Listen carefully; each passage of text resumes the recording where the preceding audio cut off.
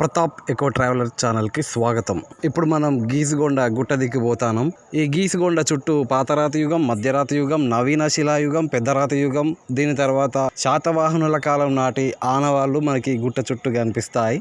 వీటితో పాటు రాష్ట్రకూట కాకతీయుల కాలానికి సంబంధించిన కట్టడాలు కూడా ఈ గుట్ట మీద ఉన్నాయి. మిత్రులారా, ఇప్పుడు మనం వరంగల్ జిల్లాలోని గీసుగొండ మండలం సమీపంలో ఉన్న ఈ గీసుగొండ గుట్ట దగ్గర ఉన్నాం. చూడండి, ఇప్పుడు మనం ఈ గీసుగొండ గుట్ట వెనుక పాటిగడ్డ ఉంటుంది. అంటే నవీన శిలాయుగానికి సంబంధించిన ఒక ఊరు అన్నమాట. ఆ పాటిగడ్డ మీద నాటి నవీన శిలాయుగానికి సంబంధించిన ఏవైనా రాతి గొడ్డళ్ళు ఏవైనా దొరికితే ఒకసారి చూద్దాం. నాతో రండి.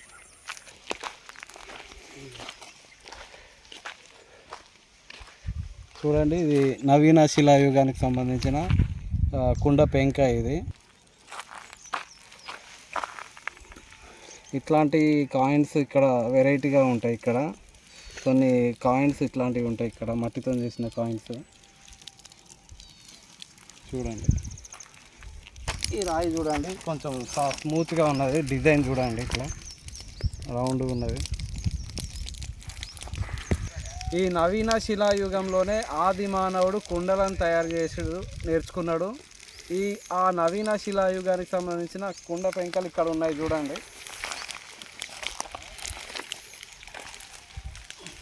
చూడండి, ఇది నవీన శిలాయుగానికి సంబంధించిన కుండ పెంక.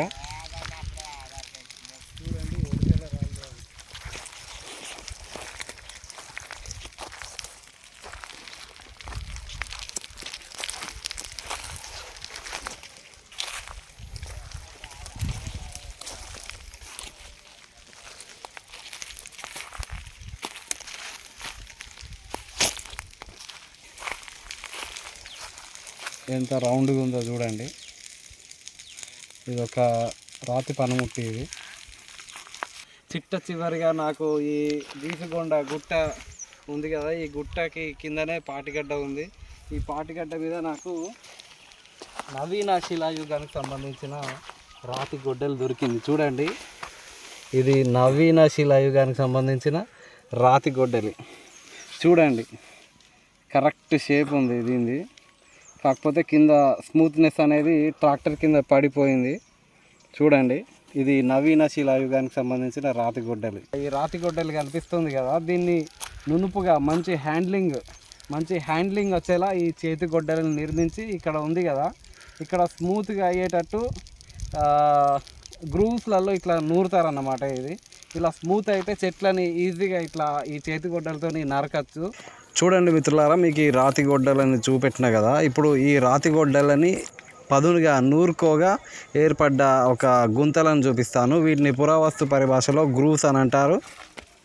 చూడండి మిత్రులారా, ఇంతటి చారిత్రకమైన ఈ ప్రదేశంలో, ఈ ఆది మానవుడు ప్రదేశంలో నేటి ఆధునిక మానవుడు ఇలాంటి చెత్త చెదారంతో దీన్ని మొత్తం గలీజ్ చేస్తున్నాడు. చూడండి మిత్రులారా, మీకు ఒక గ్రూవ్ చూపిస్తాను. ఇది కూడా గ్రూవే. దీన్ని కూడా చూడండి, ఇలా మేక గొద్దెలు ఉన్నాయి. చూడండి మిత్రులారా, ఇది కప్ మార్క్ అన్నమాట. ఇది ఇక్కడ మీకు గ్రూవ్ కనిపిస్తుంది. చూడండి, ఇది నాటి నవీన శిలాయుగంలో ఆది మానవుడు ఇలాంటి గ్రూవ్స్లోనే ఒక రాతి గొడ్డల్ని ఇలా షేప్లో తీసుకొచ్చి దీన్ని పదే ఇందులో రాకడం వల్ల దీనికి ఇక్కడ పదును ఏర్పడుతుంది. దాని తర్వాత ఈ రాతి గొడ్డళ్ళని చెట్లని నరకడానికి ఉపయోగించేటోడు ఆ ఆది మానవుడు.